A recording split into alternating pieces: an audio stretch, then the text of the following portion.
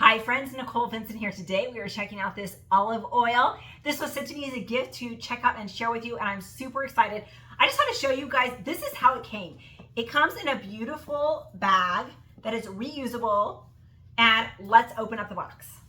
Oh guys, this is like so giftable. Give this to the person in your life that loves cooking. Okay, look at this. Oh, look how beautiful that is. Oh my goodness, look at that. Like so beautiful, guys. This will make such a perfect gift. The bottle is absolutely beautiful. This is from a small farm. This is organically grown premium virgin olive oil from Morocco. And look at that, so beautiful. So I can't wait. Let's take this in the kitchen.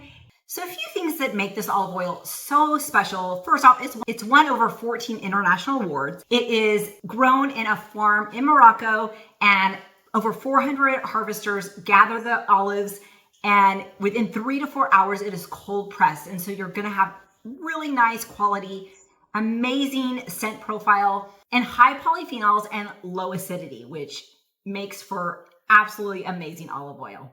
The flavor on this is amazing. I drizzled it on some pasta, added some little Parmesan and some Italian seasoning. It's phenomenal.